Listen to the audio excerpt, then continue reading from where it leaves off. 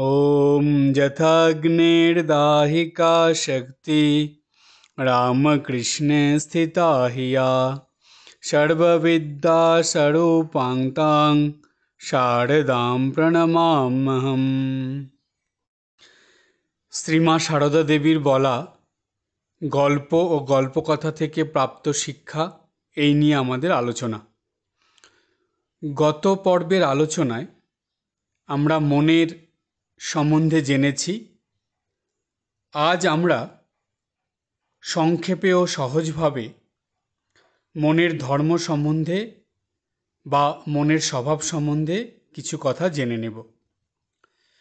প্রথমে আমরা মনের ধর্ম সম্বন্ধে জানব, তারপর এই মনের স্বভাব সম্বন্ধে শ্রীমা সারদা দেবী গল্পের মতন করে খুব শিক্ষণীয় কিছু কথা বলেছিলেন, সেই সম্বন্ধেও জেনে নেব।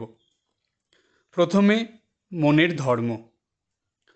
প্রতিটি মানুষের জন্ম জন্মান্তরের সংস্কারের ফলে মনের মধ্যে কতগুলো সংস্কার দৃঢ়ভাবে যুক্ত থাকে, আর এই দৃঢ়ভাবযুক্ত সংস্কারগুলো নিয়েই মন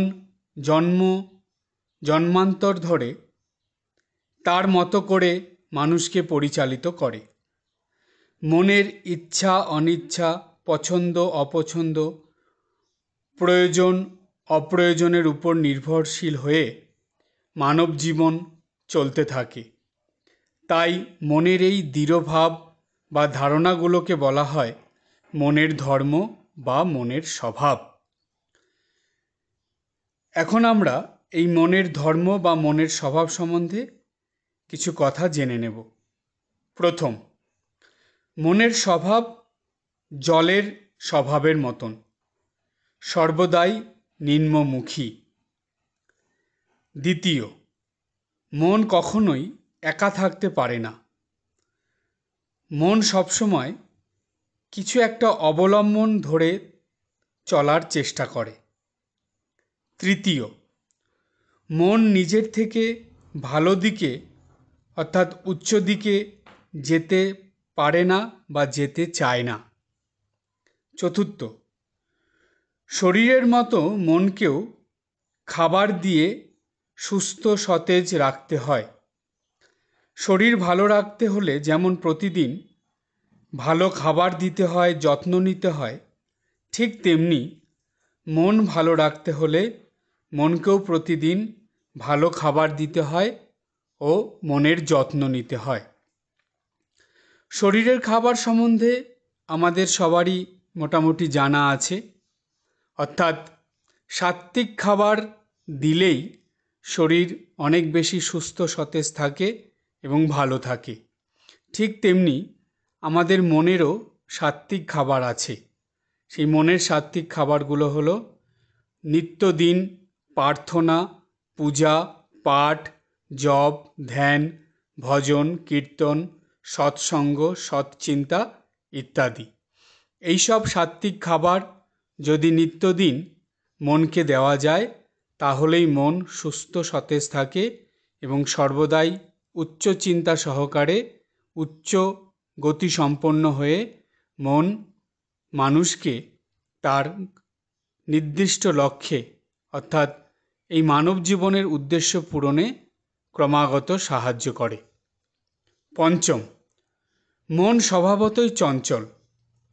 কোনো কিছুর মধ্যে মন বেশিক্ষণ স্থির থাকতে পারে না, ক্রমাগত একটা থেকে আরেকটায় ছুটতে থাকে।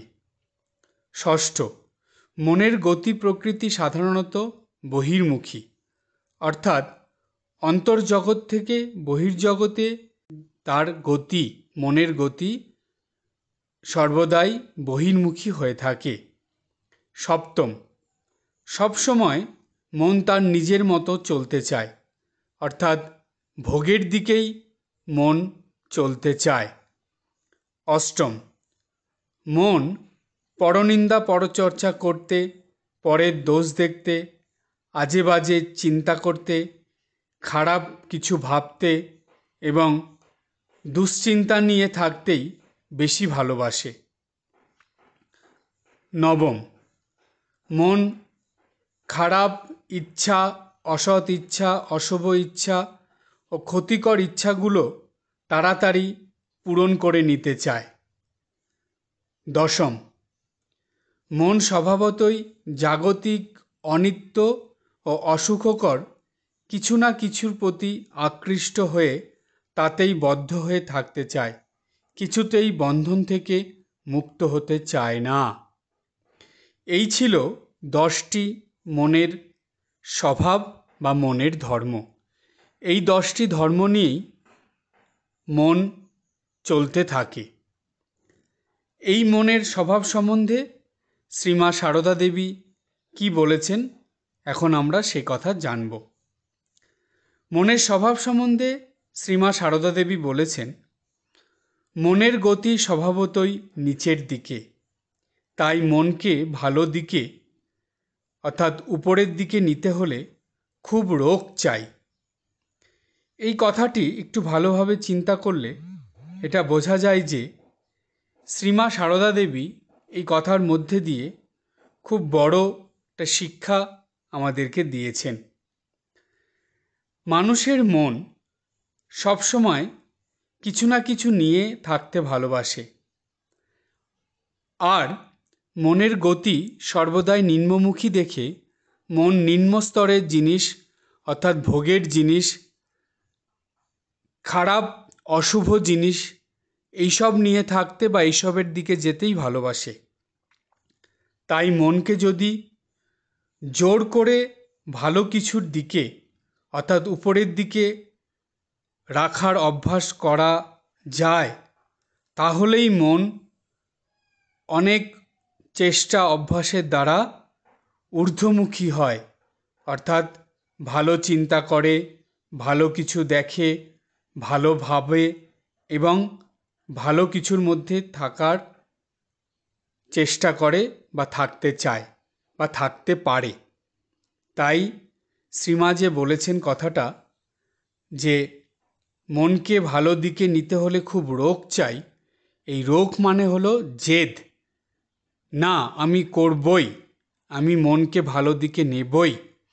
এই রকম রোগ করে জেদ করে মনকে যদি আমরা ভালো দিকে না নিই, অর্থাৎ সৎ চিন্তা, সৎসঙ্গ, পূজা পাঠ প্রার্থনা, ভজন কীর্তন এইসবের মধ্যে যদি মনকে জোর করে না নিয়ে যাই, মন কোনো দিনও নিজের থেকে এসবের মধ্যে যাবে না।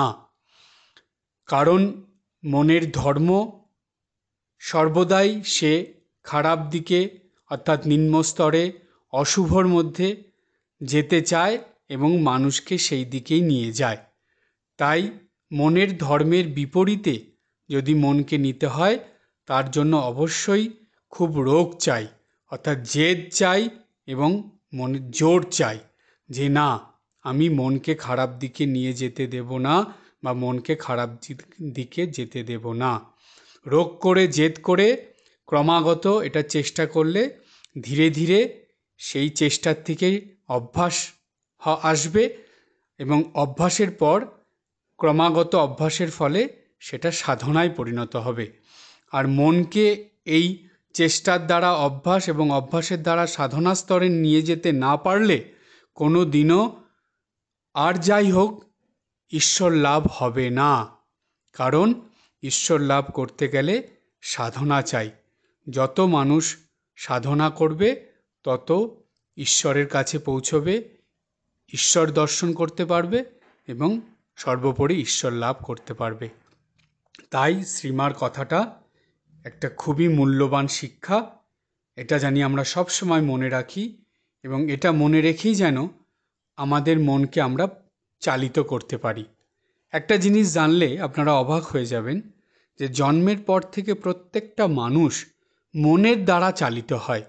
তার মন তাকে যেদিকে চালিত করে সেই মানুষটা সেই দিকেই চালিত হয়। মন যেভাবে তাকে নিত্যদিন সকাল থেকে রাত পর্যন্ত চালিত করতে থাকে, যেই দিকে নিয়ে যায়, যেভাবে নিয়ে যেতে চায়, ঠিক সেইভাবেই মন সেই মানুষটাকে চালিত করতে থাকে। বা একরকম বলা যায় মনের ইশারায় মানুষ চলতে থাকে। কিন্তু স্বামীজি বলেছেন যে এই মনকে যতক্ষণ না নিজের বশে করা যাবে, অর্থাৎ নিজের কন্ট্রোলে আনা যাবে, ততক্ষণ আধ্যাত্মিক জীবন বা সাধন জীবন হবে না। মনকে যখন নিজের কন্ট্রোলে বা নিজের বশে করে মনকে চালিত করা যাবে, তখনই সেই মন দ্বারাই ঈশ্বর লাভ করা যাবে, অর্থাৎ জন্ম মৃত্যুর হাত থেকে মুক্ত হওয়া যাবে। তাই ঠাকুর বললেন, মনেতেই বদ্ধ, মনেতেই মুক্ত। যখন মানুষ মনের ইশারায় চালিত হয়, মনের বশে মানুষ থাকে, তখনই সেই মানুষ মনেতেই বদ্ধ হয়ে থাকে। আর যখন মানুষ তার নিজের বুদ্ধি দ্বারা, ইচ্ছা দ্বারা তার মনকে চালিত করে, মনকে নিজের বশে করে নিতে পারে, তখনই সেই মানুষ সেই মন দ্বারাই মুক্ত হয়ে যায়। তাই মনের উপর কন্ট্রোল রাখতে হবে। আর এটা সম্ভব দুটো জিনিসের দ্বারা। প্রথম সংযম, আর দ্বিতীয় অভ্যাস। যত আমরা ইন্দ্রিয় সংযম করে মনকে বশে করব এবং ক্রমাগত ভালো অভ্যাসের দিকে মনকে নিয়ে যাব, ততই আমরা সাধন ভজন থেকে আরম্ভ করে জীবনের প্রত্যেক ক্ষেত্রে, সব কাজে, কথাবার্তায়, ব্যবহারে, আচার আচরণে, চিন্তাভাবনায়, সব কিছুতে ক্রমাগত উন্নতি করতে পারব। এবং এই উন্নতির দ্বারাই আমরা নিজেদেরকে সাধন ভজনের উপযুক্ত করে তুলতে পারব। এবং এই মন দ্বারাই সাধন ভজন করে খুব তাড়াতাড়ি ঈশ্বর দর্শন ও ঈশ্বর লাভ করে মানব জীবনের উদ্দেশ্য সার্থক করতে পারব। এই ছিল শ্রী শ্রী মায়ের গল্প কথার মধ্যে দিয়ে শিক্ষা। আজ এই পর্যন্ত। এর পরের পর্বে আমরা নিত্যদিন মনের দ্বারা কেমন চিন্তাভাবনা করতে হবে, বা কেমন চিন্তাভাবনা আমরা করব, আর কেমন চিন্তাভাবনা আমরা করব না, সেইটাই বা সেই বিষয়ে জেনে নেব। আজ এই পর্যন্ত। সবাই ভালো থাকবেন, হাসি খুশি আনন্দে থাকবেন। ওম জননীং শারদাম দেবীম রামকৃষ্ণম জগদ্গুরুম পাদপদ্মে তয়ো শ্রিত্বা প্রণমামি মুহুর্মুহুঃ।